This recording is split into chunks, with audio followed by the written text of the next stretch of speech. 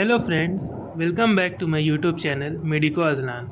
In this video I am going to describe you the process of MBBS admission in Government Medical College Kolkata. तो चलिए मैं आपको बताता हूँ कि MBBS का एडमिशन प्रोसेस कैसा होता है। मैं आपको इसमें अपनी खुद की एक्सपीरियंस बताऊँगा और वो तरीका भी बताऊँगा जिससे आप कोई भी डॉक्यूमेंट मिस ना करें और किसी भी तरह का प्रॉब्लम फेस ना करें एडमिशन के दिन, क्योंकि बहुत कैओस रहता है कि एडमिशन प्रोसेस कैसे होगा, किन डॉक्यूमेंट्स हमें ले जाना है, क्या तैयारी करनी है, पहले कितने बजे पहुंचना है, वहां जाके क्या करना है, गार्जियन की ज़रूरत होती है या नहीं होती है। मैं इन सारी चीज़ों के बारे में आपको पूरी जानकारी दे दूंगा, तो अंत तक बने रहें। और अभी तक आपने मेरे चैनल को सब्सक्राइब नहीं किया है तो इसे ज़रूर सब्सक्राइब करें। Let's start the video. सबसे पहले आप काउंसलिंग की वेबसाइट पर जाएं और वहां से अपना प्रोविज़नल सीट अलॉटमेंट लेटर को डाउनलोड करें और देखें कि कौन सा कॉलेज आपको अलॉट हुआ है। उसके बाद उस प्रोविज़नल सीट अलॉटमेंट लेटर का एक कलर प्रिंट निकाल लें और 2-3 ज़ेरॉक्स ले लें। ये लेटर आपका एडमिशन के दिन काम आएगा। जो कॉलेज आपको अलॉट हुआ है आप उसकी वेबसाइट पर जाएं और वहां से एडमिशन डिटेल्स के बारे में जानें। वहां कोई नोटिस या PDF के फॉर्म में दिया होता है। मैं आपकी आसानी के लिए एक मेडिकल कॉलेज की एडमिशन फॉर्म को दिखा देता हूं, जिससे आपको एक आइडिया लग जाए कि जनरली एडमिशन प्रोसेस का फॉर्म कैसे भरा जाता है और उसमें क्या क्या डॉक्यूमेंट्स लगती हैं। तो आइए मैं आपको दिखाता हूं। सबसे पहले आपको अपना पर्सनल डिटेल्स देना है, कैटेगरी बतानी है कि आप रिजर्व्ड है या नहीं, EWS के बारे में बताना है, एनुअल इनकम, अपना वोटर आधार और पैन नंबर बताना है, ईमेल आईडी बतानी है, फादर्स और गार्जियंस नेम लिखना है सारे ब्लॉक लेटर्स में, और उनका कॉन्टैक्ट नंबर लिखना है। आपको अपना परमानेंट एड्रेस और प्रेजेंट एड्रेस लिखना है। जो आपका परमानेंट एड्रेस है, अगर आप वहीं रह रहे हैं हमेशा से, तो वही आपका प्रेजेंट एड्रेस भी होगा। नेम ऑफ बोर्ड या यूनिवर्सिटी आपको बतानी है। आपने जो क्लास 12 में जो मार्क्स लाए उसको डिटेल्स आपको बताना है। फिज़िक्स, केमिस्ट्री, बायोलॉजी में उसका टोटल लिख के बताना है और इंग्लिश में जो मार्क्स आए वो लिखना है। अगर आप कोई स्कॉलरशिप में है अगर, तो येस लिखना है, अगर नहीं तो नो। अगर आप ले रहे हैं स्कॉलरशिप किसी में तो आपको उसका नाम लिखना होगा स्कॉलरशिप का। उसके बाद आपको अपना नीट का roll number, all India rank बताना है। जो स्टेट की रैंक है, यानी जैसे वेस्ट बंगाल में एक स्टेट रैंक निकलती है काउंसलिंग के दौरान, वो लिखना है आपको। उसके बाद नीट में आपको कितना मार्क्स मिला वो बताना है। मैक्सिमम मार्क्स यानी 720 जो अभी तक है वो बताना है। नीट परसेंटेज आप कैलकुलेट कर लेंगे। जैसे आपको अगर 500 मिला 720 में, तो उस हिसाब से आप परसेंटेज निकाल लेंगे। उसके बाद आपका जो जिस दिन एडमिशन हो रहा है वो डेट लिखना है। कोटा यानी आप किस कोटा में है, जैसे स्टेट कैटेगरी, जैसे स्टेट कोटा होता है, ऑल इंडिया कोटा होता है, अलग अलग जैसे डीम्ड कोटा होता है, वैसे अलग अलग तरह के कोटा होते हैं, वो आपको बताना है। अगर आपको नेक्स्ट राउंड में पार्टिसिपेट करना है या नहीं उसको आपको बताना है येस और नो के फॉर्म में। उसके बाद जो आपको नॉन जुडिशियल स्टैम्प पेपर में एक 1 लाख रुपीज़ का बॉन्ड सबमिट करना होता है, वो आप लाए हैं कि नहीं उसे लिखना है येस और नो के फॉर्म में।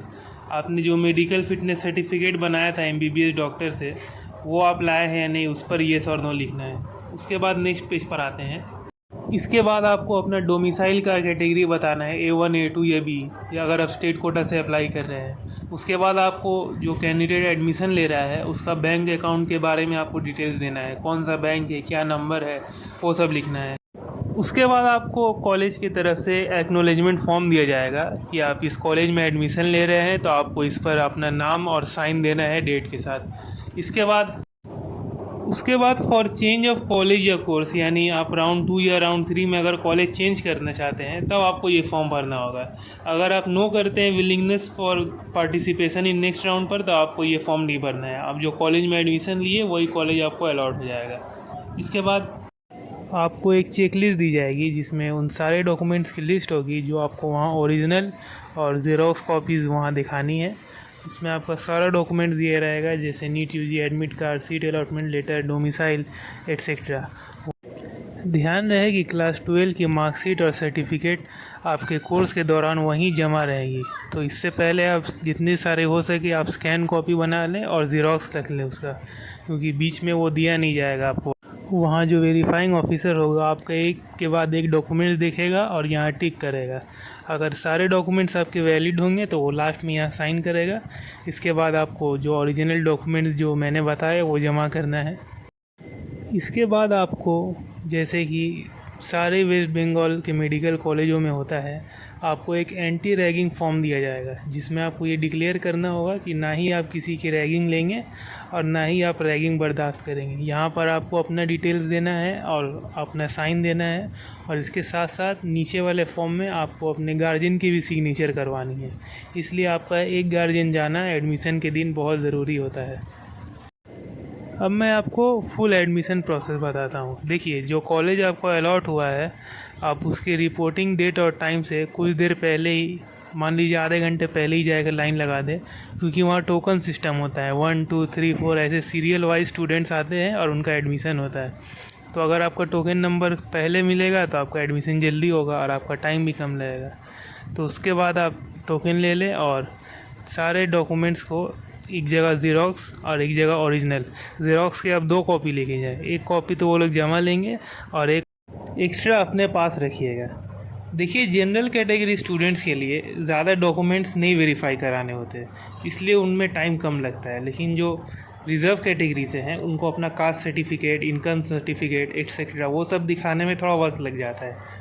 तो आप कोशिश करें कि फादर्स नेम और स्टूडेंट्स नेम और जो भी है उसका स्पेलिंग सही हो, क्योंकि स्पेलिंग मिस्टेक करने पर भी वो लोग पकड़ लेते हैं और हो सकता है कि आपका सीट कैंसिल हो जाए, या तो आपको बोलेंगे कि वापस इसे रिन्यू करवा के आइए। तो इसमें आपका टाइम जाएगा और ये हेक्टिक भी बन जाएगा। इसलिए आप आगे से ही सारे डॉक्यूमेंट्स को करेक्ट करके लेके जाएं।